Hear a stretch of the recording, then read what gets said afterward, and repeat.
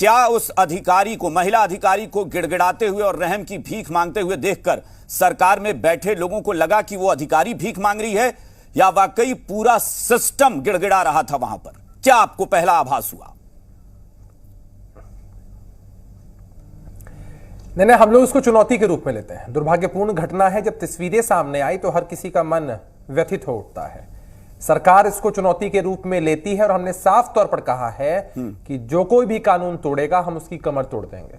त्वरित कार्रवाई की गई है, आप लोगों के पास जानकारी होगी। बिल्कुल, बिल्कुल। 3 FIR दर्ज हुई हैं, 44 से ज्यादा गिरफ्तारियां, 45 अब हो और आपके माध्यम से भी हम उन माफियाओं को संदेश दे देना चाहते हैं। हाँ, एक गिरफ्तारी मैंने कहा 44 से ज्यादा गिरफ्तारियां जी। उन बालू माफियाओं को हम कड़ा संदेश दे देना चाहते हैं, किसी भी कीमत पर एक भी व्यक्ति नहीं बख्शा जाएगा। उन लोगों ने सरकार को चैलेंज किया है, प्रशासन को चैलेंज किया है।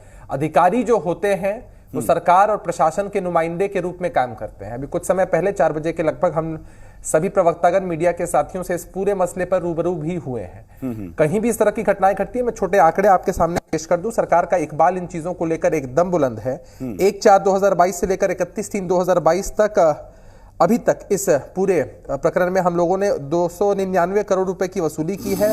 1.5 वर्षों के कार्यकाल में 4435 FIR, जिसमें 2439 गिरफ्तारियां, 20,340 वाहन जब्त किए हैं और 22,946 छापेमारी हुई है। सरकार इन मसलों को लेकर अलर्ट है। आप लोगों ने कई बार खबरें चलाई हैं कि हमने SP या उनसे भी वरीय पदाधिकारी, DTO हो या अन्य थाना प्रभारी हो, उन लोगों की जो साठगांठ की खबरें आई या जो तथ्य सामने आए उसके हिसाब से सरकारी महकमे के जो लोग हैं उन पर भी हम लोग कार्रवाई सुनिश्चित कर रहे हैं। लेकिन इन सबके बावजूद जस्टिफिकेशन नहीं है इस बात का कि किस तरह से, क्योंकि अभिषेक झा देखिए, मेरा एक सवाल है, जो लोग हैं वो सवाल ये उठता है कि आपने कार्रवाई के जो अभी आंकड़े गिनाए या वसूली के या गाड़ी जब्ती के, ये मुझे लगता है कि ये वो कठोरतम कार्रवाई, इसको मैं नहीं इसलिए मानता कि जो गुंडे हैं, मैं उनको माफिया तो ठीक है, वो अवैध कारोबार कर रहे हैं तो माफिया कह दिए गए, वो क्रिमिनल्स थे। जिस तरीके से उस महिला अधिकारी को घसीट कर पीटा गया है, जिस तरह वो हाथ जोड़ रही थी और पत्थर बरसाए जा रहे थे, वो क्रिमिनल्स थे। वो हत्या के भी इरादे से कुछ भी कर सकते थे।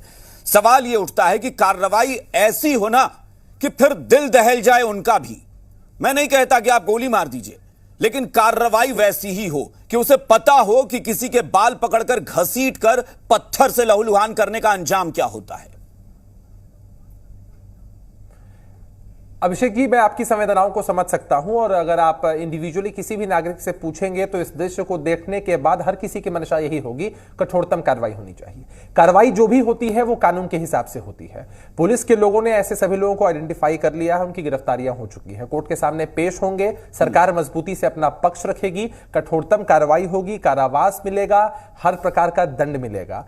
कोई ये सोच ले कि उनमें से एक भी व्यक्ति बाहर निकल जाएगा तो यह संभव एकदम नहीं है। हम जानते हैं कि विपक्ष के लोग, अभी हम लोगों ने बहुत सारे तथ्य प्रेस वार्ता के माध्यम से भी सबके सामने रखे कि किस तरह से हम जब मंत्री के, उस समय के तत्कालीन खनन मंत्री थे, उनके OSD के यहां छापेमारी हो सकती है, उनकी गिरफ्तारी हो सकती है, सरकार में बैठे लोग अगर गलती करेंगे उनको पकड़ा जा सकता है, तो ये जो चुटभैये माफिया हैं, इस तरह की घटना को अंजाम देते हैं, उनका हम लोग क्या हाल करेंगे ये बिहार की जनता देखेगी। ठीक है, बोलिए। हाँ, बोलिए जी। बड़ी ही बेशर्मी के साथ मुख्यमंत्री जी के विषय में बोल रहे हैं। उत्तर प्रदेश का सीन भूल गए हैं क्या? आपकी पुलिस के सामने गोली मार दी जाती है कनपट्टी पर, तब आपका इकबाल नहीं जगता है? वाह रे वाह, कैसा कानून का इकबाल भैया। आपके खनन मंत्री थे, OSD को गिरफ्तार कर लिया। अभी आपके नेता जद में आएंगे, विनोद शर्मा जी, आपके नेता जद में आएंगे। ये सुन नहीं सकते हैं ना, ये इकबाल की बात करने का इनको तो अधिकार ही नहीं है। उस दृश्य के बाद हमने साफ तौर पर कहा है सरकार की जवाबदेही है, हम कार्रवाई कर रहे हैं। जब इनके तत्कालीन खनन मंत्री के OSD के गिरबान तक हमारे हाथ पहुंच सकते हैं, प्रशासन के हाथ पहुंच सकते हैं, तो कोई बचेगा? विनोद जी एक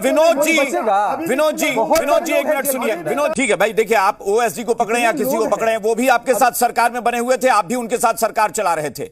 ये मिलीजुली जो सरकार चलती है ना, उसमें आप उनको थोपिए, वो आप पर गलतियां थोपे, ऐसे थोड़ी ना होता है। नहीं ना।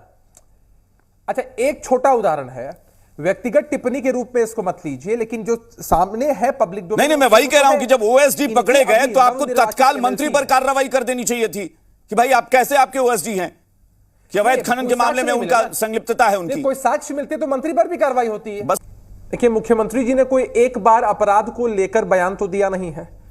अब कल ही अगर आप मीडिया के साथी उनसे मुखातिब होंगे, सवाल पूछेंगे, इसी कड़े स्वर में अपराधियों को वो चेतावनी देंगे, उन पर कार्रवाई की बात करेंगे। मुख्यमंत्री जी ने अपने पूरे कार्यकाल में इस बात को साबित किया है कि क्राइम और करप्शन के साथ नो कॉम्प्रोमाइज की नीति है।